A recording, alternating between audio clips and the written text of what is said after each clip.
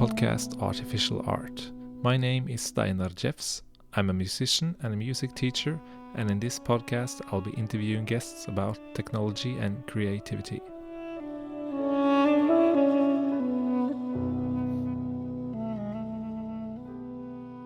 We have Mariam Karatyan, who is an Armenian-Norwegian pianist, associate professor at the University of Agder, and an internationally recognized performer. Your work bridges classical traditions, Armenian folk music and improvisation, and you hold a PhD in artistic research, focusing on interpreting the music of Komitas and Khachaturian through the lens of Armenian folk traditions. And we have Alessandra Bossa. You're an Italian electronic music artist and performer, known for blending live electronics, voice and improvisation, and your work explores the boundaries between tradition, innovation, and creating untraceable transformative soundscapes.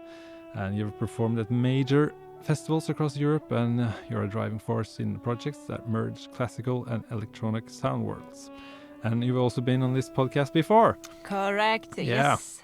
Pleasure to be here again. Yeah, that's great.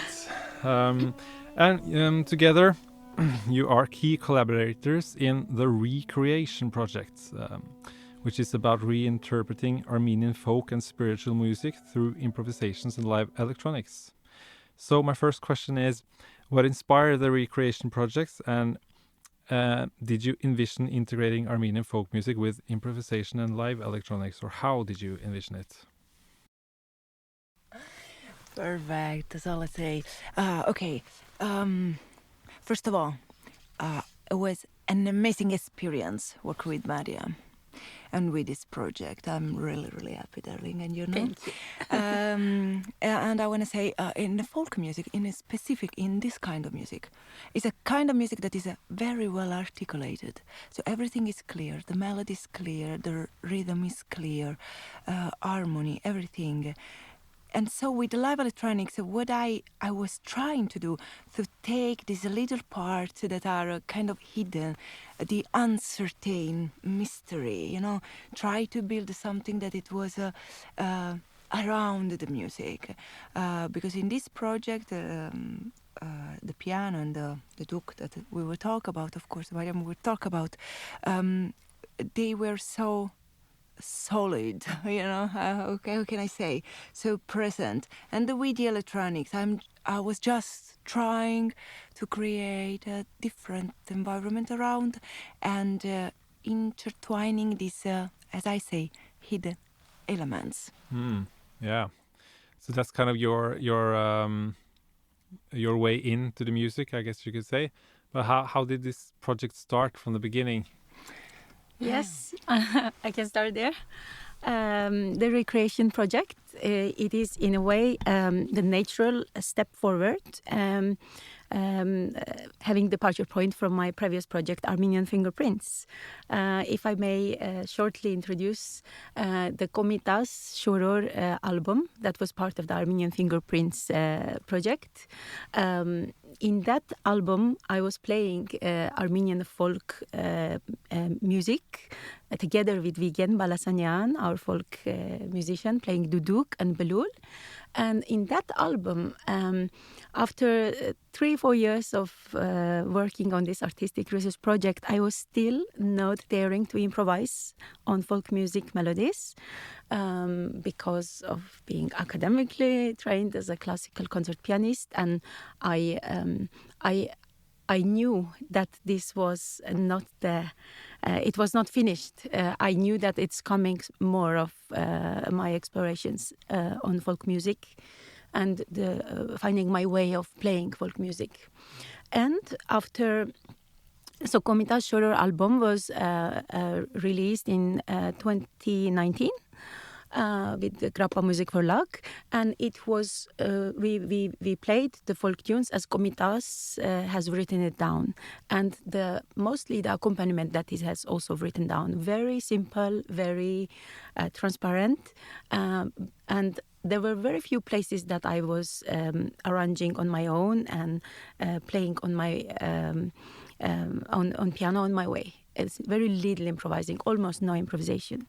But after several years, I was really and I needed this space to explore more because the written way of the folk music, it was not enough for me. So that's how the Recreation project was born. I needed this space. I needed to create a space where these different traditions, the classical piano playing, the folk music in its purest essence, played on folk instruments, duduk and belul, and also intertwining the new technologies and live electronics would meet. So I was in need to create this crossroads where we meet different traditions. And that's how Recreation Project was born. And for me, working with Alessandra was pure pleasure. The same about working with Vigen Balasagnan, which was also many years already. I have been working with him. The communication was in a way so natural that we didn't need to talk very much about what we're going to do. We just met, we created that space for playing the music, the way we feel, the way we interact with each other, and it was happening. And every session was different. So all music was recorded live, all tracks unedited, mostly complete tracks. So it was a very exciting experience for me to work with Alessandra and Vigen and explore together in folk music. Yeah, so you have a background where you've worked on interpreting Armenian folk music from before and did some projects and recordings of it, and then it's kind of through the lens of Komitas. Yes, the previous project was I was interested to explore how the folk music impacts my piano playing. Pedaling, articulation, different nuances of like translating the folk aesthetics, folk peculiarities, let's say, could be from impulses from folk instruments, in what way I could transform it and translate into my piano playing. And there were many interesting turning points that I was finding out elements that the piano is possible to play on piano in a way that the folk music is getting closer to the folk aesthetics, folk essence, especially when playing with folk instruments, because the presence of the duduk sound or belul sound, it in a way dictates. It has its own idiom, it has its own peculiarities and vibrations and microtones. Everything affects the timing completely different when playing with duduk or belul. For instance, the same folk melody I have played on solo piano version, in arrangement for solo piano, with classical singer, and then it's completely different when playing with duduk or with belul. And it was very fascinating to discover in what way it impacts my playing. The same with Khachaturian's music. There, it was more about the improvisational timing, in what way I could come closer to playing Khachaturian's music, having this improvisational flow and the essence of improvisational timing when I play classical written composition that is written by composer. So, but the Recreation is more creating our own music, rooted in folk music, but we create our version, our understanding, and also develop into new music. Yeah, so it's collectively. more than interpreting, it's recreating. Yes, it is recreating, rooted in folk, but present here and now. And in a way, with perspective into future, because we have the technology, new technology, and live electronics, and it's a lot of elements of past, present, and future that are intertwined in this project. And now I think we should listen to one of these pieces, and then we can talk a bit about it afterwards. So we're going to listen to a song called Urur. Is that right? Yes, Urur. And my Google translation told me that this means lullaby. I'm not sure if Correct. that's correct. Yeah, okay. So it's a lullaby. So we'll just listen to it, and then we'll talk a bit about it.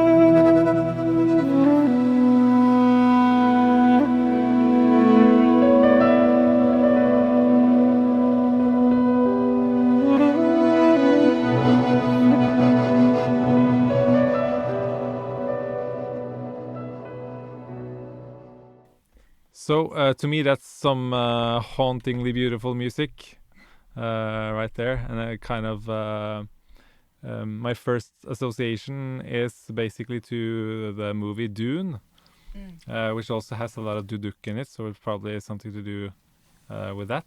Have you seen that movie, Mariam? No, I haven't seen that. It's the best soundtrack for a movie I've heard in like 20 years or something, so you should check it out. I'll check it out. But what kind of characteristics from Armenian folk music would you say is present in this piece? Yeah. This is Aurore. This is, of course, it's both monologue. The mother is talking to herself, and also dialogue, talking to the child. And it's a lullaby, and it's very gentle, it's very emotional, and very like flowing. And one of the characteristics that is very peculiar for Armenian folk music, it is the improvisational aspect of this melody.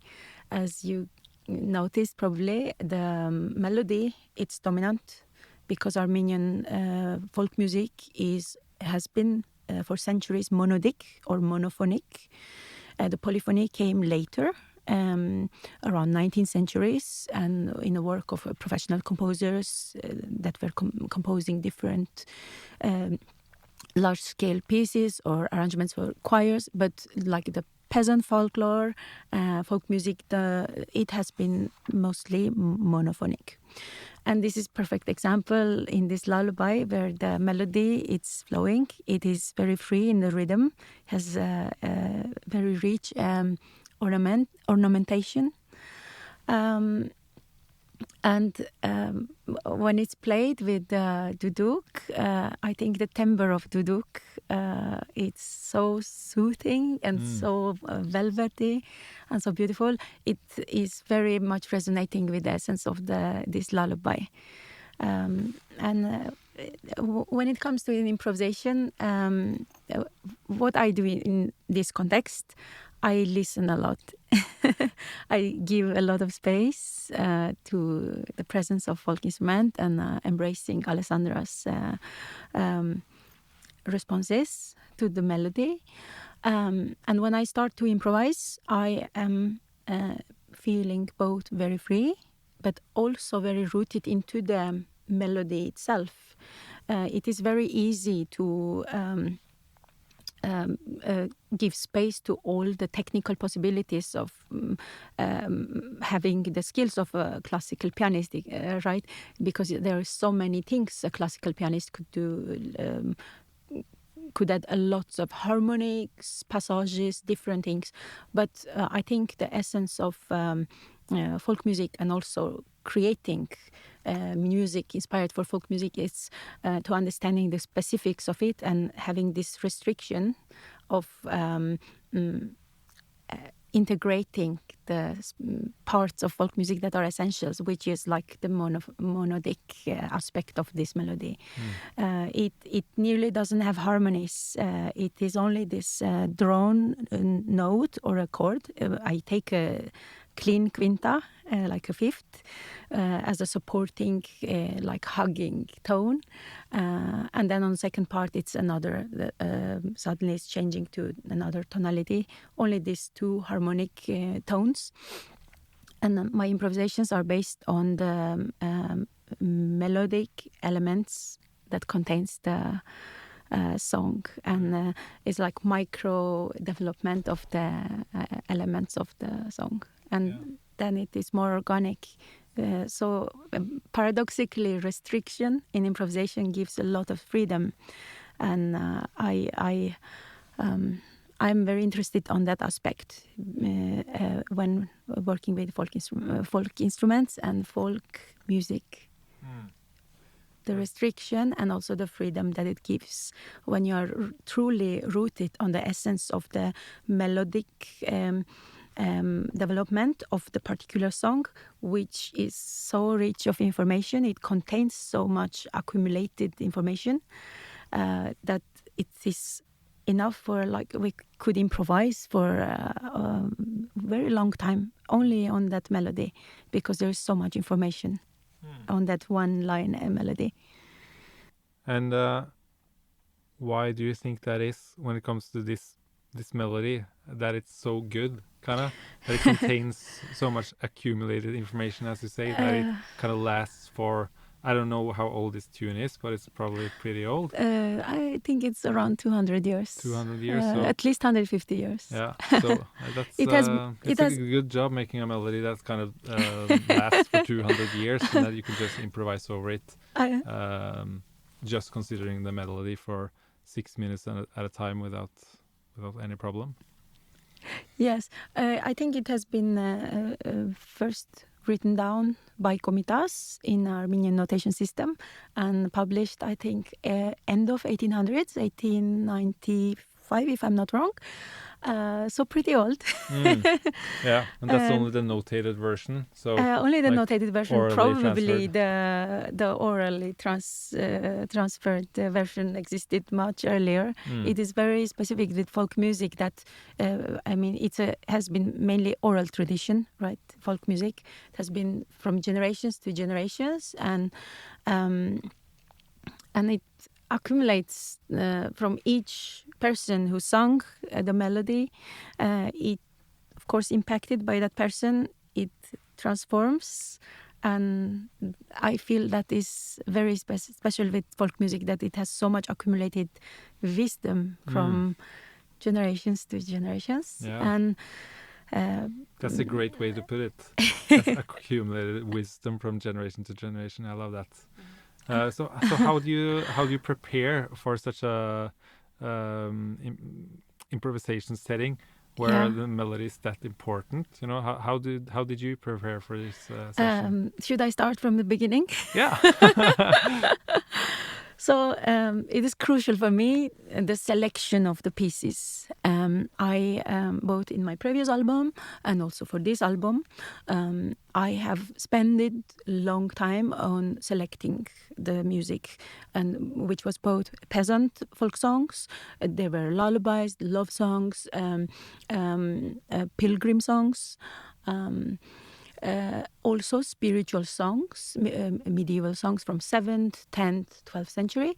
And then at one point I was thinking to include more lullabies, because there is a whole list of historical lullabies from Armenia, incredibly beautiful. It is like another album itself I could make only with lullabies. Same goes about folk love songs, pilgrim songs. They are like specific genres in folk music. So, but then I had to be selective. Unfortunately, I couldn't include so many songs. So I think my list was first over 30 melodies. Then I narrowed it down to 20, and then I had to narrow down to 10. And then it goes a lot of research about each song, finding different versions, existing versions of it, comparing a lot of research on finding different recordings. Some of them doesn't have much recordings. So it's a lot of research beforehand. And then I start playing.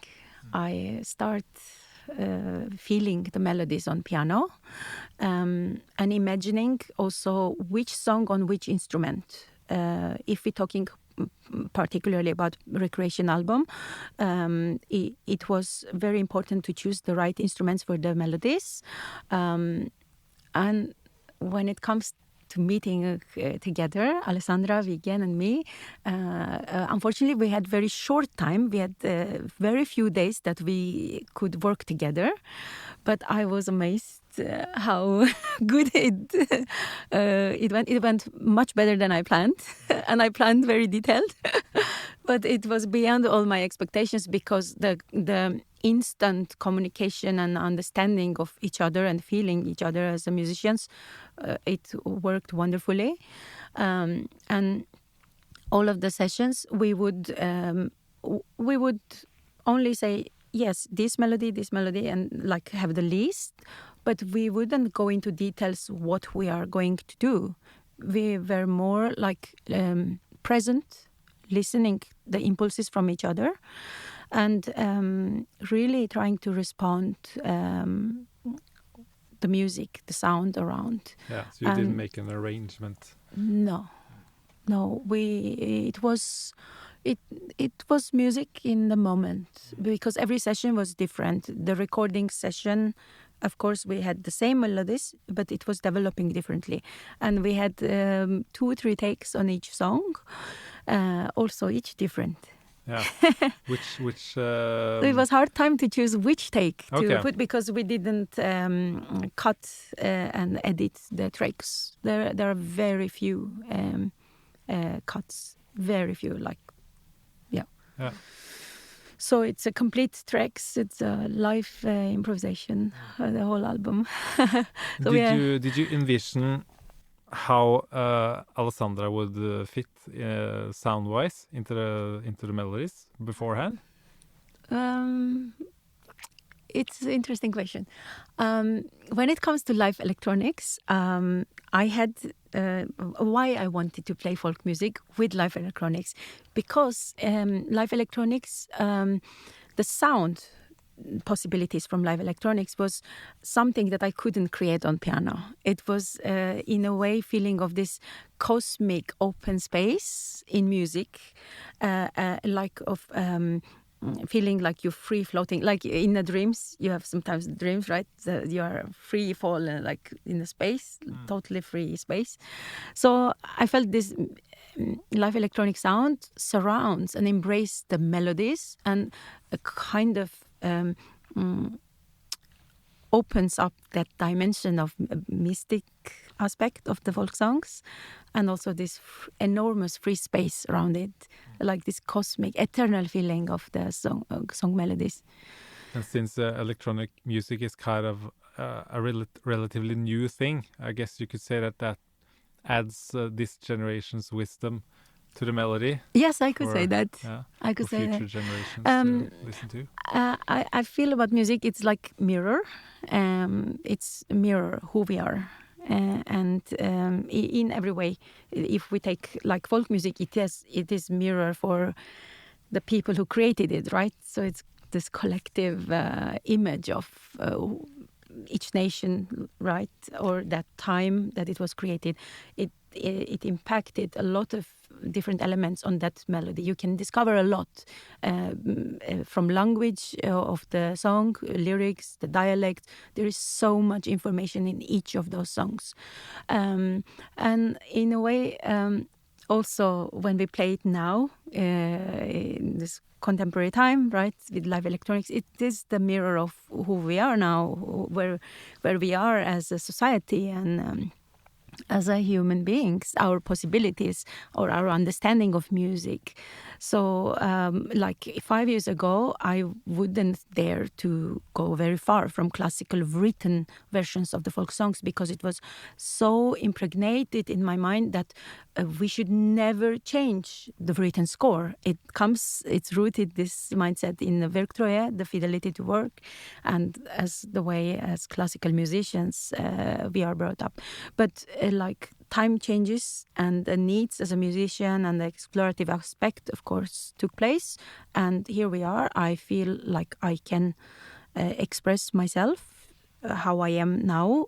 But it's even more interesting when I do that with fascinating musicians and fantastic musicians like Vigen and Alessandra. Yeah. And it's like this collective mirror. This is who we are and this is how we feel this music. And then we create our version of it. Yeah.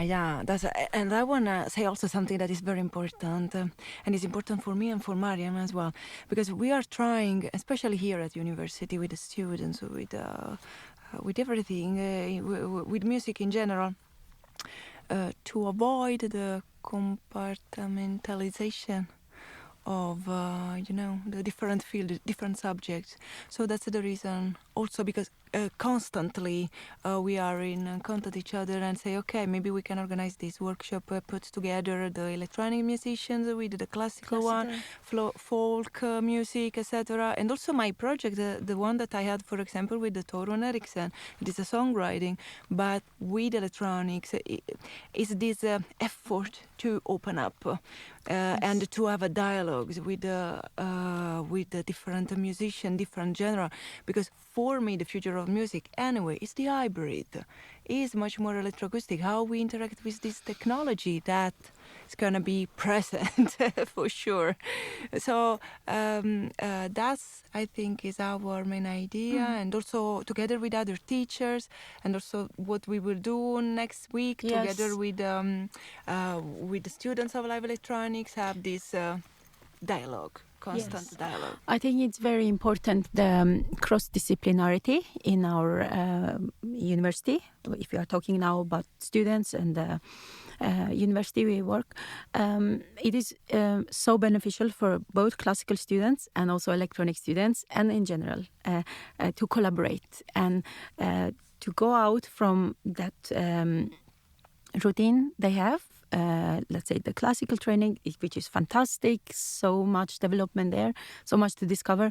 But I think every time when we're having these collaborative projects, they discover something new, and I can see from the feedbacks of the students, they need these cross-disciplinary projects to expand the horizons, to discover different things during their studies.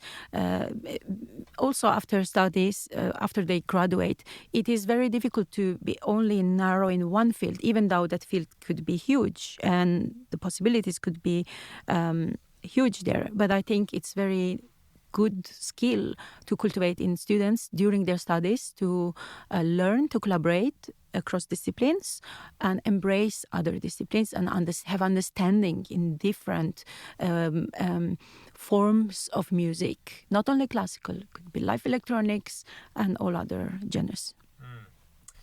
I totally agree. Keeping an open mind. Yes. Stuff like that.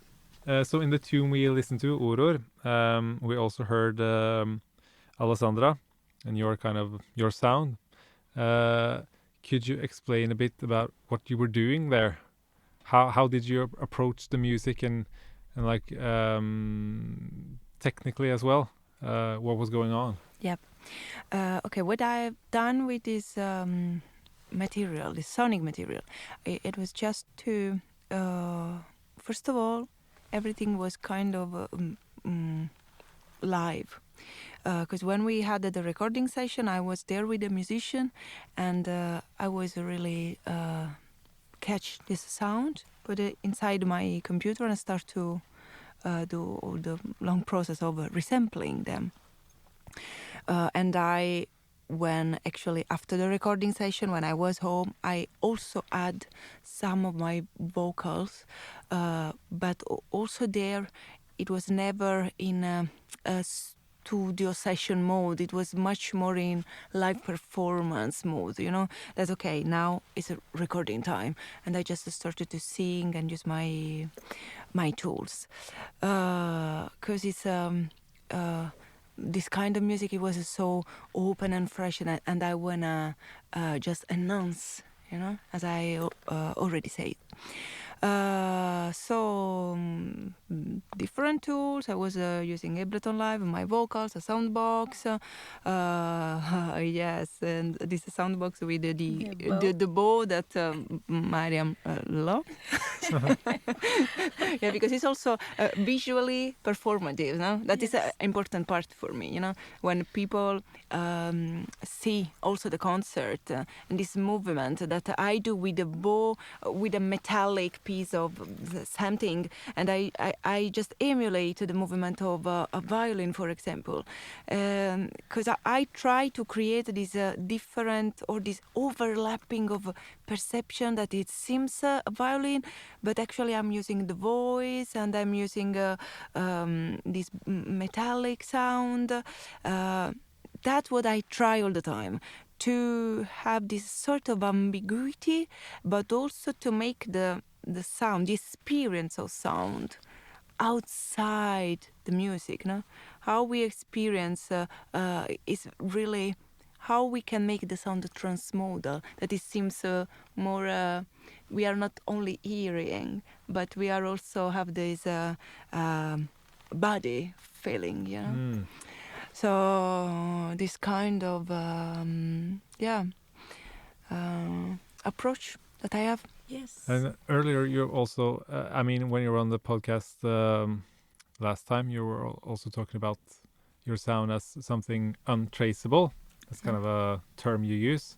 And I guess, or I would assume that that's important when dealing with this kind of music, where you probably want to kind of pay respect to the tradition, where the Armenian folk music is coming from, as well as you want to add something new, and you want to kind of blend it. And at least in my ears, when I listen to this track and the others, I think you do a really good job of blending your sound with the traditional sound, so it doesn't seem like foreign, or it's not like you grab this synth pad and just slap it on top of an existing track. It seems like it's interwoven. And I guess that probably has something to do with how you make these sounds, that you use sampling and that you actually sample the instruments that are in use. Yeah. Does that has anything to do with making the sound untraceable? Yeah, actually, there is a specific case with the last song that we have recorded, because I remember very precisely. Vegan, he was approaching to play a long melody with the duduk, so he was starting to breathe a lot, and I would say, "Oh wow, that's amazing sound!" And just took the sound and started to that it was a little sound, because it was just a breathing frequency, you know. And I try to put a lot of gain and effect and resample it, and suddenly it was transforming in totally something else. It was really this field that it was quite a forest sound, very organic. And so completely, you know, the source of the sound, we just say, okay, bye-bye. Breathing. Yes, it was breathing, but at the end, there was this other element that integrated very well. Uh-huh. I think we should listen to that. Yes, perfect. Can we find it? That is the last song, Kanchekrung, Cole Crane, and it's the very ending of it. Then you hear that breathing.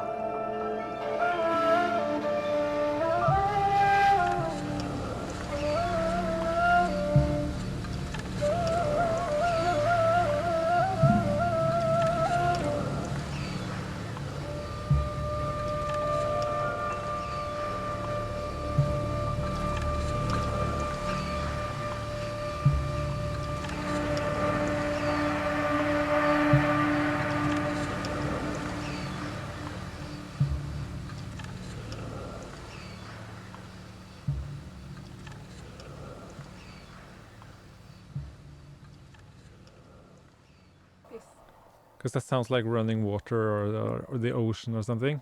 I assume that you had sampled like waves or something, but that's just It is just breathing. his breathing. That's so cool.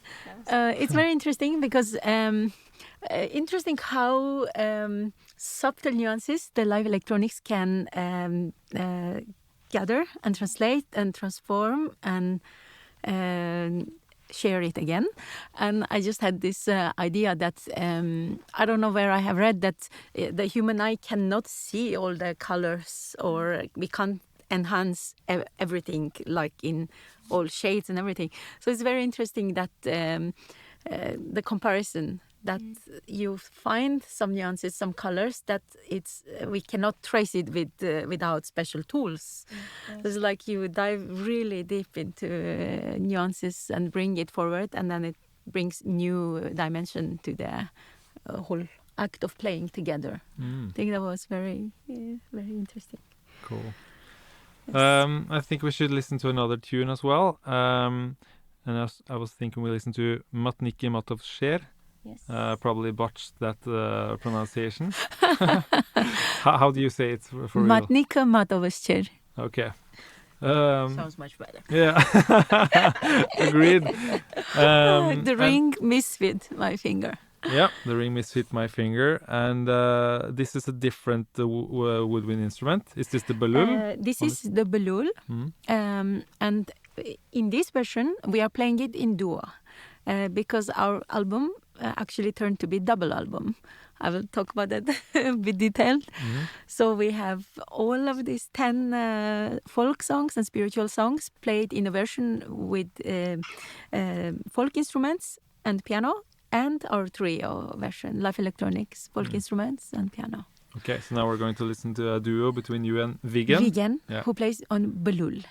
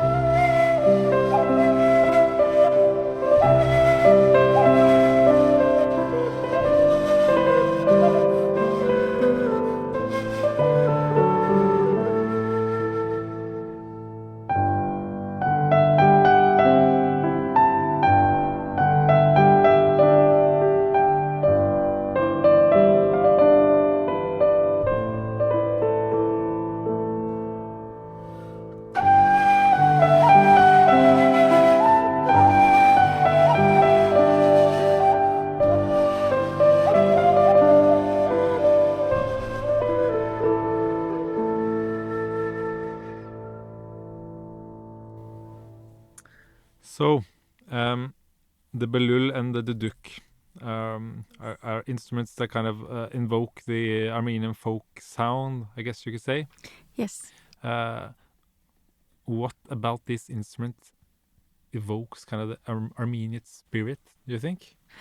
It is very interesting with folk instruments. I have witnessed a very interesting moment, which was a turning point for me to understand the essence and some of the specifics of the folk instruments.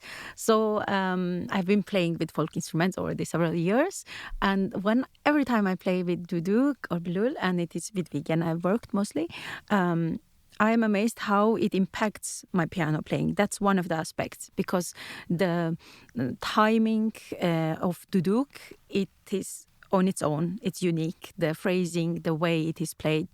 And balul is completely different. Balul is open on both sides. It's cylindrical, and it's very difficult to create a sound on that instrument. There are actually very few people who are able to play balul, and Vigen is one of them, one of the best folk musicians in Armenia, who plays over 9 folk instruments, duduk, balul, zurna, baku, shavi, in addition to saxophone and clarinet, among other instruments. Why is it so difficult to play balul? Because, I tried and I couldn't even make a sound come out from the instrument. So you need to use the lips in a certain way that one part of that, it's an open reed, right?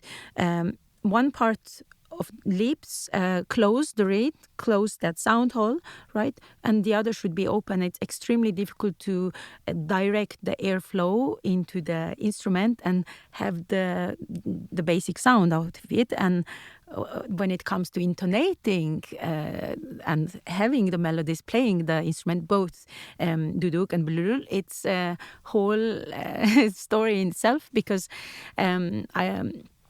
I can quote one of the musicologists, fantastic musicologist, Aram Kocharyan, who has researched on folk instruments. And he says that, for instance, if you give Chinese woodwind instrument to an Armenian and to a Chinese or a Kurdish player, they would play that Chinese woodwind instrument based on their identity and how they feel, their inner ear, the modes and the motives that are encoded in their body and in their subconsciousness, and that musical accumulated knowledge that they have in their subconsciousness. So this is an interesting thing with folk instruments. For instance, in duduk, let's say a sound hole, right? When it is closed, it is producing one tone. When it's open, it is producing another tone, which is a whole tone difference. And there you have the microtones in between, because if the musician is closing the sound hole 1/8 or 1/4, 1/3, then you have all the nuances of the microtones. And based on the identity of each performer, the instrument sounds itself. And what I witnessed in my office, it was fascinating. 5 years ago, Vigen was here in Kristiansand, and we have done already the album recording, and he was having a workshop with Albanian student, clarinet student, who knew how to play duduk. And they were working together. It was very spontaneous, very fascinating to witness. I could not recognize the duduk when it was played by Albanian musician. It was beautiful. It was fantastic. Both of them play wonderful. But the instrument sounded completely different. So I believe it's the identity of the performer that impacts each instrument, and the way they resonate with music and how they translate it on the instrument. And also drawing parallel to that, when I play, for instance, with bulul or duduk, I subconsciously try to imitate some of the vibrations and intonation. And I found myself sometimes I'm using dissonance intervals during improvisation to imitate the microtones of the folk instruments. So it is very interesting how the identity and the feeling of what music you are playing impacts the instrument, regardless what instrument you are playing, piano or bulul or duduk. So the identity and this musical subconsciousness, all the information that a musician has in subconsciousness, it translates during the playing. Yeah, so the sound isn't in the instrument itself; it comes from the performer in conjunction with the instrument. I think, of course, every instrument has its own specifics. Duduk has its own scales. For instance, many songs we use the space, the modes, which is fitting perfectly for duduk. For some reason, for instance, Vigen would say, I would like this tune that we play in A, for instance, instead of G. For example, it's because the instrument has its own model system and things that are working in this or that way better in specific instrument. Of course, the instrument dictates own possibilities, but I think the identity of the performer has a major role when it comes to the sound, because the scale itself, we can find the same scale or modes in different music. We can find same modal conjunctions that are in Armenian folk music in Greek music, for instance. But it is the matter of how it is performed, how it is played, the ornament, the nuances, timbre, and how it is impacted by the player. And I find it really fascinating to just think about or philosophize over why or how that particular way of playing has come about. Like, why do Armenian players use this kind of ornamentation, this kind of microtones that makes it sound different from Turkish music Yes. or Arabic music, and probably they're influenced by each other as well. It's probably impossible to kind of trace where it all started, but like why? Why did you choose that particular sound in Armenia? It is very fascinating field.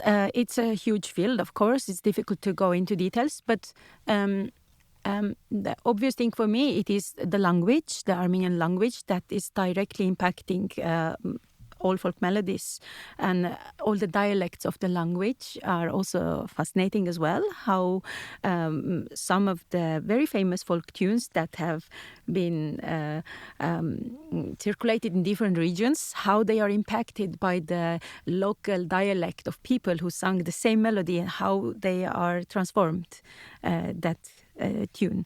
And language and its phonetics has a crucial impact on how the ornaments, microtones, phrasing are developed, for instance, in Armenian folk music.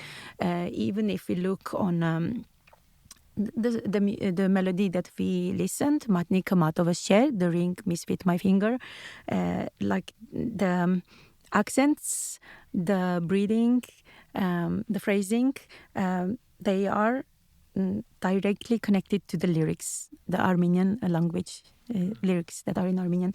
And it is interesting also in a perspective that even when those songs are translated into European notation system, they don't correlate to the European notation system and its bar line rules, for instance. So they are directly correlated to the linguistic flow and the phonetics, and where is, for instance, the phrase is finished and then breathing and then a new one. And that is not necessarily the beginning of the bar in the European notation system.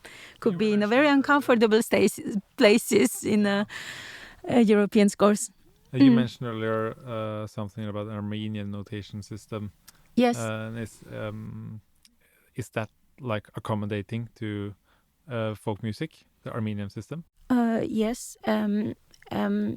We have now the folk music available in European notation system. We are very lucky because when I bring example on Komitas, because he was the most known and he did major work on collecting and preserving Armenian folk music. He would travel from village to village and attend folk gatherings.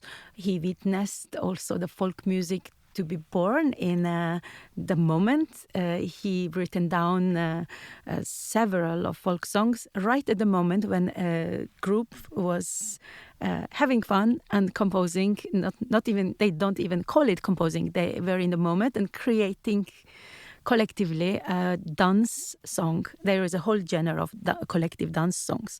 So and he would, of course, write it in Armenian notation system.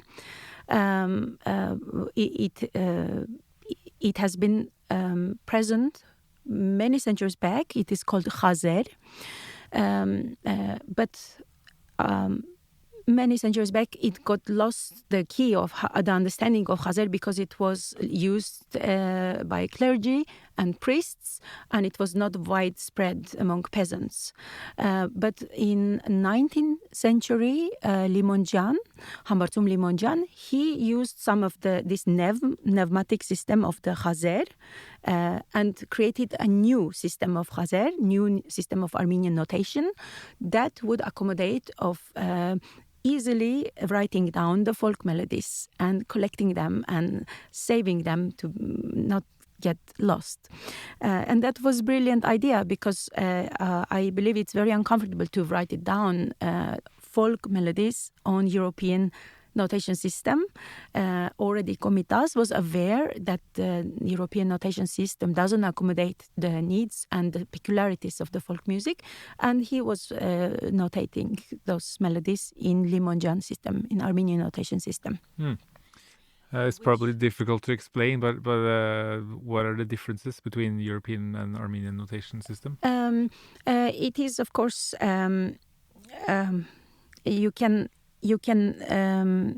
you can show the microtones. You can like mention that this tone is a bit lower, this is a bit higher. It's of course a difference between the bar lines, and it's of course monodic. And you can have lots of nuances that are not so easy to write down in a European notation system. Does it have 5 note lines? Like No. It's- It's like Nevmatic system. I can show you. yeah, Nevmatic system. It's like nevms. It's like don't know what that is, separate I think. letters. Okay, I can show you. I'll put a link to this in the description as well if you can send me how it For looks. instance, this is one of Komita's folk songs that he has written down in a Limongian system. For instance, this in 1913. Okay. He has written down this. So this is letters in Armenian, and this is the Nevmatic system. Okay. He has written it down. This is quite fascinating.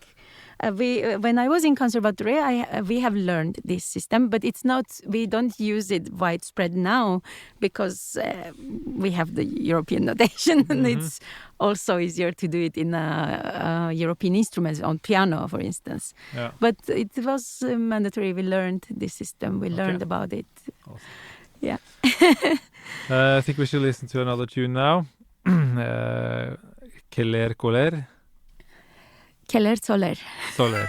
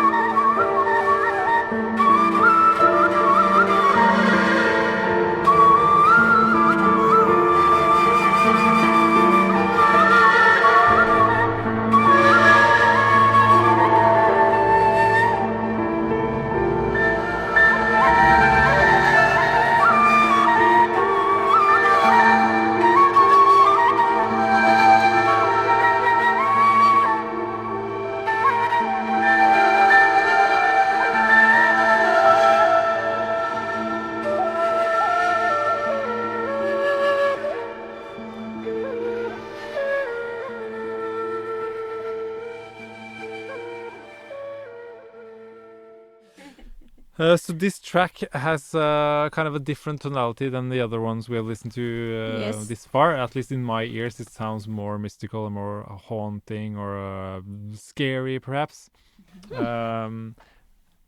What's this tune about? This is a love song. I have actually the lyrics. It's a very beautiful one. Okay. He walked around, my love, in the sunlight. He walked around, my love, Habitual to the mounts and single, come dear. You sun ray, you light, come dear. And then repeats, he walked around, my love, and across green fields, across the meadows, come dear, through orchards in the down, come dear. Beneath a cool tree in the shadow, come dear, you have moved, all in sweat, come near. Go and sleep, it is cool, you have to rest. Come dear, all in sweat, no strength left, come near. He walked around, my love, dear ray of light, he walked around, my love.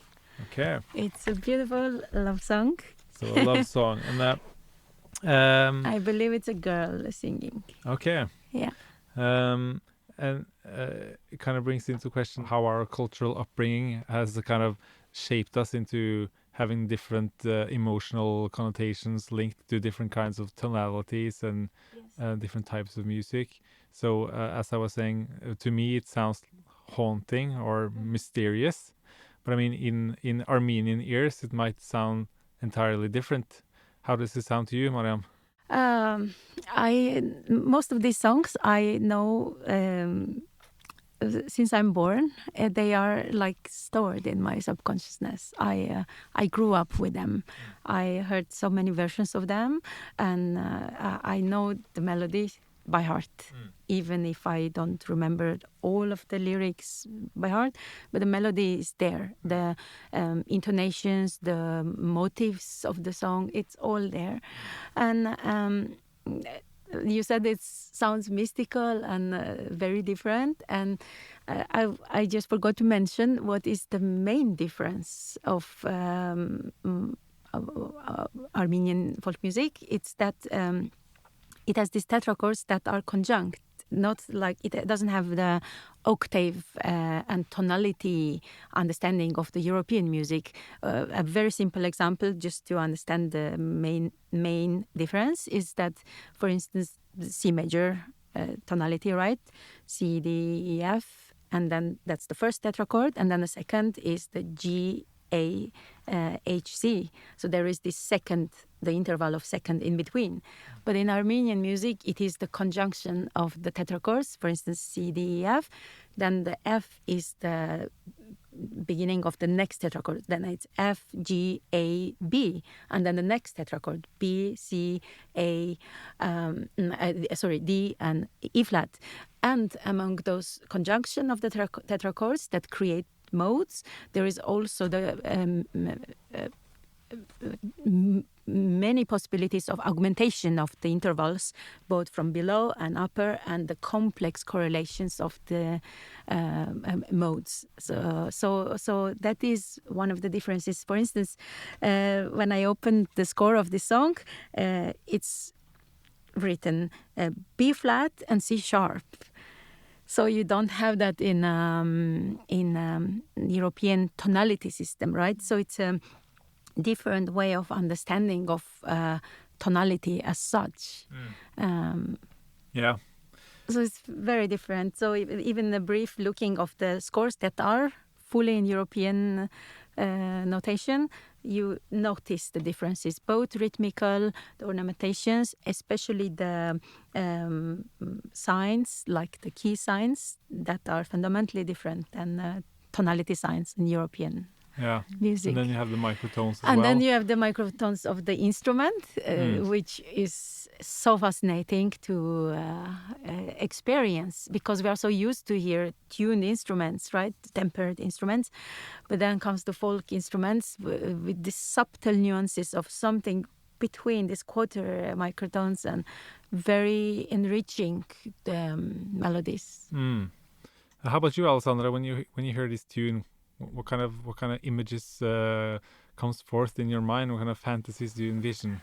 Yeah, that's interesting. Actually, I was while Mariam was talking, and I was thinking about Vegan when he was playing the Duke, and how he was able to go exactly there, no? In this where, as a pianist, we cannot go between the notes, and so I was sometimes I had this kind of frustrations, especially with the piano. That is a sort of why I cannot go there exactly in the middle, Yeah. and use that nuances. But I can say that the way that in this project Mariam and Vigen were playing together, it's something that okay, perfect. It's so natural. There is no problem. It's also the way you go around the melody and use also the timbre of the piano. It's so give me this sort of it's a really peaceful quite all the time. So Yeah. that's When it comes to microtons, of course, it's not possible to recreate that on piano, but this use of small seconds, secunda in Italian, they give this possibility of, in a way, attempt of imitating a microton, because then you take the, for instance, A and B, right? You play both of the notes, and together with the folk instrument, when he is in that mode and you don't know which exact microton he's using, that is like a little attempt of tuning into him. you play both. You play both. It's very fascinating, because when Komitas was writing in one of the folk dances for piano, he has several versions, and in one version he writes D, in the second version he writes D sharp, because he was not sure, because those melodies he wrote down, those dance melodies he wrote down from folk musicians, and there you are. There are microtons. He can't find it on piano, but he writes both versions. And I ended up playing both notes, even though according to the score I have to play one of those notes. I have to decide D or D sharp, but no, I play both of them. And it's disturbing, of course, for listeners who are not, or who are familiar to hear it in a version of clean, tempered version. But to me, the dissonances are perfect consonances. I really embrace the dissonances, because I think they enrich the tempered sound of piano and coming closer to the folk aesthetics. Yeah, exactly. Yes, because the folk music has so many nuances. Very many in the nuances. pitch, in the harmony, Yes, in yes. the stuff in the so that's Yeah, there always is so many things to discover and learn from folk musicians, their musicking, the way they play, the way they are interacting with music and interacting with others, and also the instrument itself, the sound they create. There's a lot of things. I was thinking, for example, when I was a classical musician, a lot of time ago, I'm very old. I was actually playing a repertoire of Alberto Evaristo Ginastera, that is a composer from South American composer. And he wrote a lot of music, contemporary music, that it was exactly the folk music from South America. But the way that you have to play the piano in that case is absolutely not in a classical way. You have to use it as a drums, as a percussions, and so everything changed. And also the not only because the dynamics, but the frequencies, it seems to change because you're cluster all the time, and this fortissimo that you have to use. So you really you have to see that tools, that instrument, like something else. And that's fascinating to me. That's very fascinating. I experienced a similar thing when playing Khachaturian. He also oftentimes using the piano as percussive. And he has also rooted his art in folk music, all the impulses and inspiration from it. And the dissonances, it is perfect consonances for him too. And right in the beginning of the piano concerto, you land on that dissonance second. And it's interesting because I found a way to play it at the same time using thumb on both keys, which is very uncomfortable. But after a while, it was so comfortable, and that dissonance was so making so much sense. And why he wrote it, it's because of folk impulses. and it's inspiring, right? It is. What do you think about Armenian folk music? How or why does it still resonate when interpreting it in like 2025?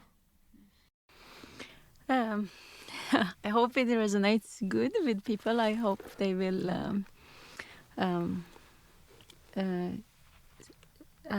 I hope our vision of it, or the way we feel, it will resonate to many people. Hope that.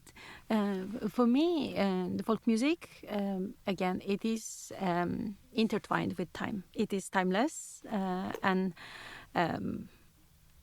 in a way, it is eternal in whatever form it comes. No matter if it's in a sung by a singer, in folk instruments, or combination of classical and folk instruments, or a new mediums such as combination with live electronics. I think folk music has so much power in it, and we already see that it has survived so many centuries. I am very hopeful that it will survive many, many centuries ahead. And I am very curious how I would play and with other musicians in 10 years. In what way, after time, I will be shaped as a musician, and in what way I will perceive and share it when I play. That is also interesting to discover. Yeah. But I am certain that folk music itself, regardless who is playing, it has so much power that it can withstand any time. And it's so spiritual and it's secret. Very spiritual. And that's such a humanity, you know. I think that especially right now, we need this kind of music that resonating like with others human being. The diversity, the different folk music, it's something that is about roots. Yes. So all the different roots that we have. If I think also my roots, the South Italian folk music, how different it is, and how much I need to remember. Oh yes, I come from there. So it's about my identity, the way I talk with the others, that I wanna communicate. So. Yes, for me it was very important also to discover, create this room to explore and discover how our different identities come out right when we play this music, and it is also very interesting to experience. When it comes to folk music, I mean, all of this folk music, it's about life the people lived. It's about lullaby. It's part of their everyday life. It's a lot of deep feelings, love and longing, like pilgrim songs. It's longing for homeland, longing for loved ones. It's like reflecting and mirroring the life, everyday life, and it's a lot of human emotions present in these songs, and those things are eternal, regardless of time. We need them, regardless which century we are. And this music you can listen to in your double album. Do you want to promote like the release of this album? Yes. So we created a double album. With the fantastic also help of Roald Yes. Rosberg. That he did an amazing job, especially with all the electronics sound, and because this album is going to be also in ambisonic, we have to say. Yes, in Dolby Atmos. Sorry, Dolby Atmos. We embrace the possibilities of Atmos, the immersive sound, and the fantastic opportunities of it. And for the listeners, that is also one of the aspects in this, that it's so interwoven, the past, present, and the future, and all the technology elements that embrace our vision and can enrich it and open up different dimensions of folk music, different possibilities, how it could be played and how it could be captured in today's technology, and how it could be shared for listeners for the best experience for the listener. So they become in a way part of it, because when they listen, they feel it's all around them in Atmos technology. And I had the dream team. I'm so grateful to Alessandra and Vigen and Roald for the fantastic work they've done. And they listened my countless conversations about trying to share the understanding of the roots of the music, the meaning of the songs. I think those conversations made it possible. So everything went so smooth, because in the music sessions, we didn't need to talk. Then we were so ready to play and go directly into the music that speaks for itself. So I'm very grateful for a fantastic team, and our double album is ready for release second half of 2025. Exact date will come a bit later. So we are looking forward to share it with everyone. So stay tuned for that. And before we sign off, we're going to listen to a last piece of music. Maybe you could just pronounce what it's called. It's called Kanche Grunk, Coltrane. It's a pilgrim song. It's about a person who is away from homeland, longing for homeland, longing for loved ones. It's incredibly beautiful melody, beautiful music. Thank you so much for coming, Alessandra Bassa and Mariam Karahatyan. Thank you. Thank you so much. Thank you.